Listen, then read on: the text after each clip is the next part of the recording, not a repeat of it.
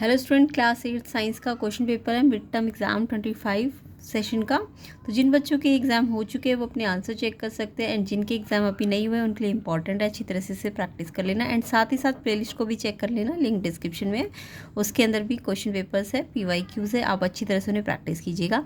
तो 8th का science का क्वेश्चन पेपर है 2025 सेशन का। तो चलिए स्टार्ट करते हैं इसका सोल्यूशन। तो देखिए फर्स्ट क्वेश्चन इसमें चूज़ द करेक्ट आंसर है। तो फर्स्ट है luminous intensity is the intensity of. जो ल्यूमिनस इंटेंसिटी है वो किस चीज़ की इंटेंसिटी है?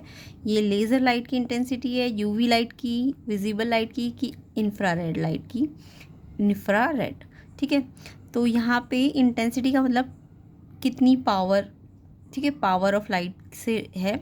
तो इंटेंसिटी ल्यूमिनस किस की पावर को मेज़र करती है? ये विजिबल लाइट की इंटेंसिटी को मेज़र कर रही है, ठीक है। तो ऑप्शन सी इसका करेक्ट आंसर है।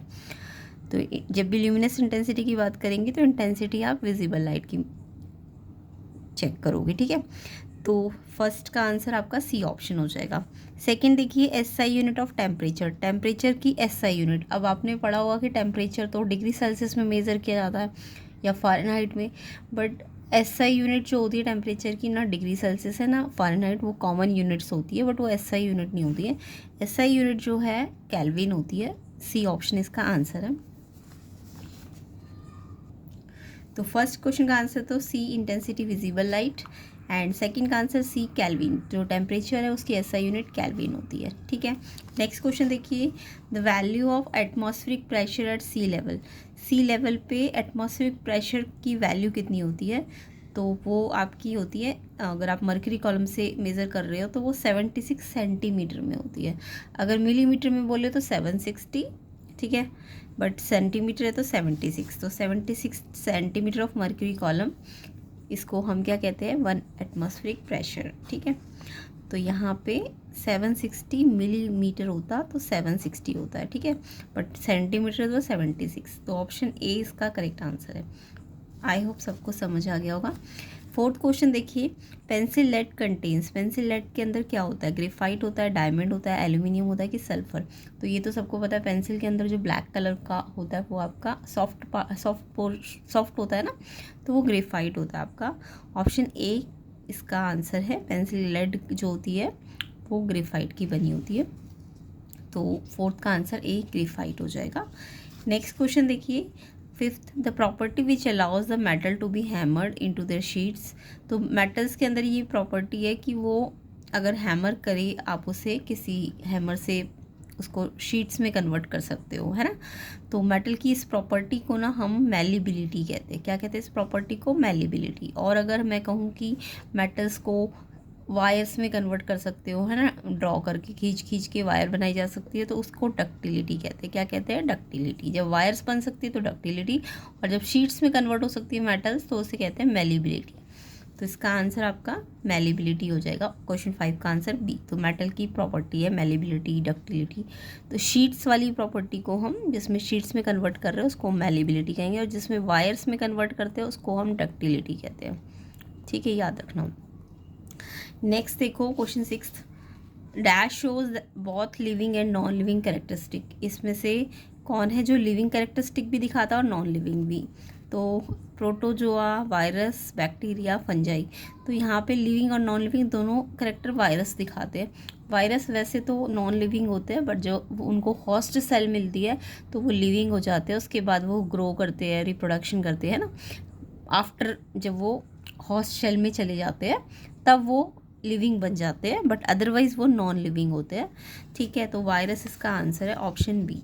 ओके, 6 का आंसर क्या हो जाएगा? वायरस। ये लिविंग भी होता है और नॉन लिविंग भी होता है।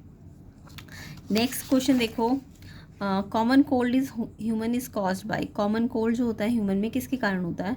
प्लाज्मोडियम के कारण, इन्फ्लुएंजा के कारण, विब्री कॉलेरा या एफ्टो वायरस? तो कॉमन कोल्ड इन्फ्लुएंजा वायरस जो होता है, बी ऑप्शन, इन्फ्लुएंजा के कारण होता है ना। तो इसका आंसर बी है, इन्फ्लुएंजा। ओके, तो इस तरीके से आपको ये एक्स्ट्रा, अगर जिनके एग्ज़ाम नहीं हुए उनको इनके बारे में थोड़ा थोड़ा एक्स्ट्रा और याद करना है। जैसे मैंने आपको बताया कि टेम्परेचर के 3 यूनिट है, एक डिग्री सेल्सियस और एक होता है फ़ारेनहाइट, है ना, और एक होता है केल्विन। तो SI यूनिट आपकी केल्विन होती है। SI यूनिट टेम्परेचर की क्या है? केल्विन। ओके। मरकरी का कॉलम कितना होना चाहिए, कितना होता है 1 एटमॉस्फेरिक? 76 सेंटीमीटर मरकरी कॉलम या 760 मिलीलीटर। पेंसिल लेड ग्रेफाइट की बनती है। कौन लिविंग और नॉन लिविंग है? वायरस, है ना। तो ये आपको अच्छी तरह से करने हैं एंड प्लेलिस्ट को ज़रूर चेक करिए। PYQs बहुत डिटेल में है, डिटेल सोल्यूशन में कंसेप्ट के साथ है, तो जिनके एग्जाम नहीं हो उनके लिए हेल्पफुल रहेगा। प्लेलिस्ट का लिंक मैं डिस्क्रिप्शन में दूंगी। अब आते हैं इसके सेकंड पार्ट में, answer any 5 of the following question. तो आपको मैं सारे ही बताऊंगी।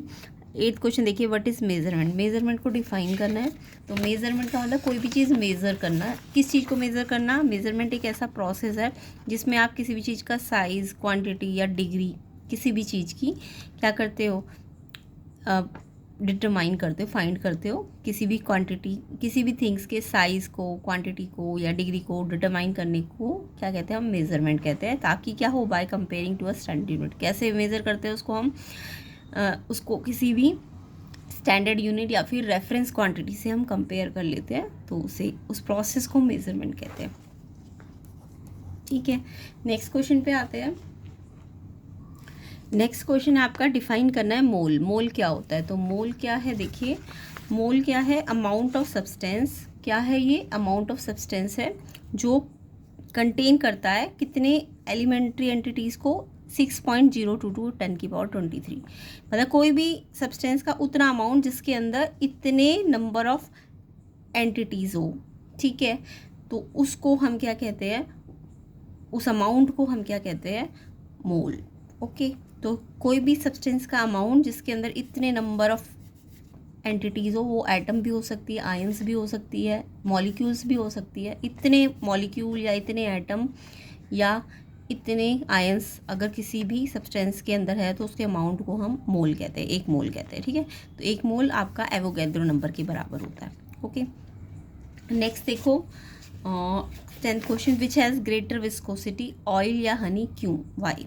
तो विस्कोसिटी का मतलब क्या होता है कि जो ना विस्कोसिटी मतलब जो रेजिस्ट करे फ्लो करने से। कोई भी लिक्विड को अगर कोई ऐसी प्रॉपर्टी है जिससे वो लिक्विड फ्लो होने से रजिस्ट हो रहा है, रजिस्ट मतलब रुक रहा है ना। अगर वो ज़्यादा रेजिस्टेंस है तो उसकी विस्कोसिटी ज़्यादा है, और अगर कम रेजिस्टेंस है तो उसकी विस्कोसिटी कम है ना। तो हनी जो होता है, आपको पता है हनी थिकर होता है ना। हनी थिकर होता है और ऑयल थोड़ा कैसा होता है? थिनर होता है comparison to Honey.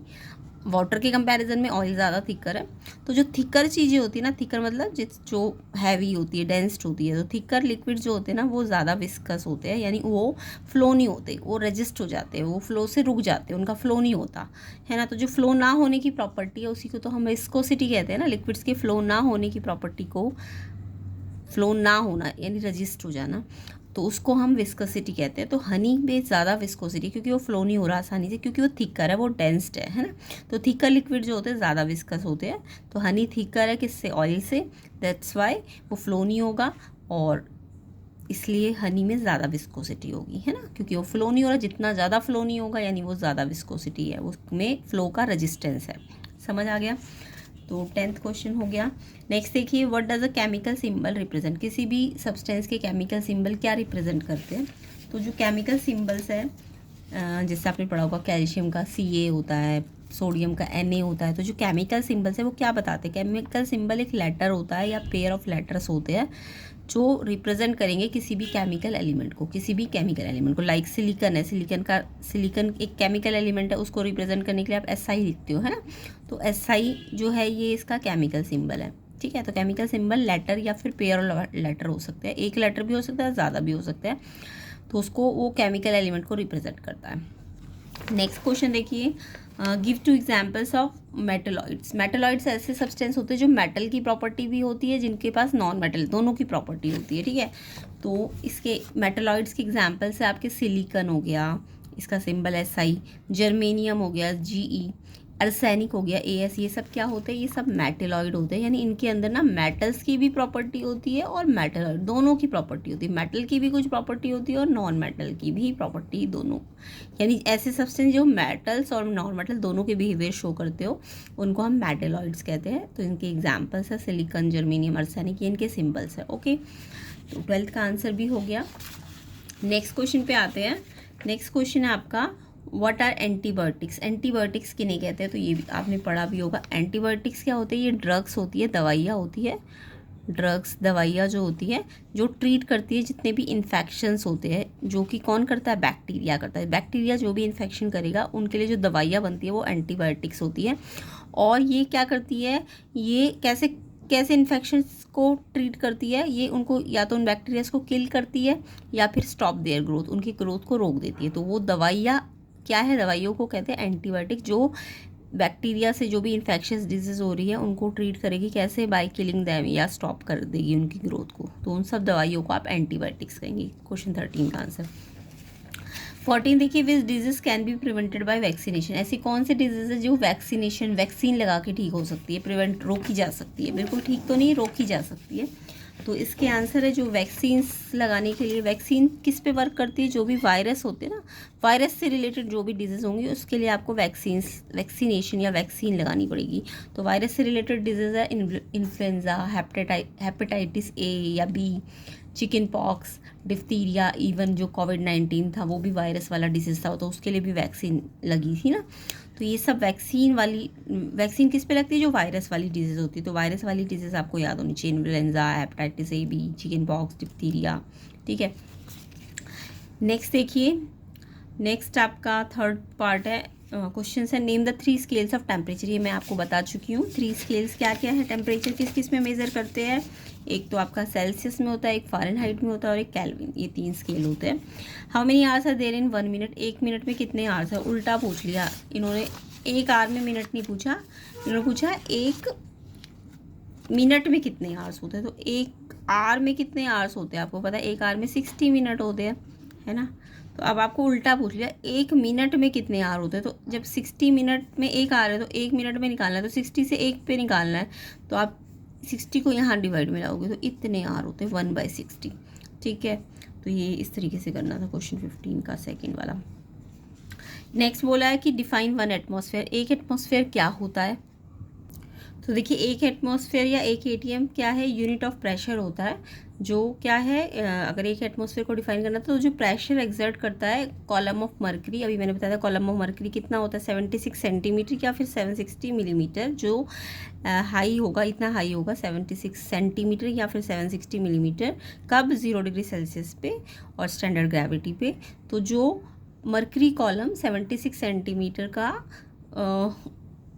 Pressure exert करेगा उसी को हम 1 एटमॉस्फेरिक प्रेशर कहेंगे, 1 ATM कहेंगे, ओके। नेक्स्ट देखिए 17 क्वेश्चन, नेम द एलिमेंट्स। आपको बताना है elements with the following symbols. इनके सिंबल्स दिए हुए, आपको एलिमेंट के नाम पूछे हैं। तो Na सोडियम होता है ना। W क्या होता है, तो यहाँ पे आपको Na का मतलब सोडियम नाम बताना है, W मतलब टंगस्टन होता है, ठीक है, और Ba बेरियम होता है और Al एल्यूमिनियम होता है।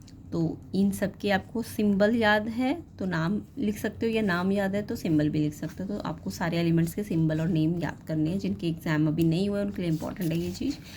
एंड बाकी मैच द फॉलोइंग है। आयरन क्या करता है, आयरन आपका सीविंग नीडल में होता है ना। कॉपर आपका वायर्स बनाने में यूज़ होता है, और टंगस्टन आपका फिलामेंट होता है जो बल्ब का, उससे बनता है। बोरॉन आपका फ्यूल है फॉर इग्निशन इन रॉकेट के लिए। तो बोरॉन आपका fuel, tungsten filament of bulb में यूज़ होता है, कॉपर वायर्स में होता है, आयरन आपका स्विंग नीडल्स में। बाकी नेक्स्ट पार्ट में हम इसके 4 type of bacteria and quantities, base quantity क्या होती है, प्रेशर आपका लिक्विड इंक्रीज डेप्थ्स के साथ क्या होता है, प्रेशर बढ़ेगा, है ना। ये सब मेटल नॉन मेटल के डिफरेंसेस एंड एलिमेंट्स के सिंबल्स एंड इनके फंक्शंस क्या क्या होते हैं। तो ये सब पार्ट हम नेक्स्ट पार्ट में कवर कर लेंगे। तो वीडियो को ज़्यादा से ज़्यादा शेयर कर देना एंड लाइक कर देना एंड प्लेलिस्ट को ज़रूर चेक कर लेना। इसका नेक्स्ट पार्ट की वीडियो भी जो बनेगी उसका लिंक भी आपको डिस्क्रिप्शन में मिल जाएगा। एंड प्लेलिस्ट के अंदर जितने भी PYQs है 4 to 5 आपको अच्छी तरह से करने हैं ताकि आपका एग्ज़ाम अच्छी तरीके से जाए। एंड जिनके एग्ज़ाम हो गए वो अपने आंसर्स मैच कर लेना एंड कमेंट करना कितने सही है। आई होप सबका एग्ज़ाम अच्छा भी जाएगा एंड प्रिपरेशन भी अच्छी जाएगी। तो वीडियो को ज़्यादा से ज़्यादा शेयर कर दीजिए, लाइक कर दीजिए एंड चैनल में नए हो तो चैनल को सब्सक्राइब ज़रूर करना।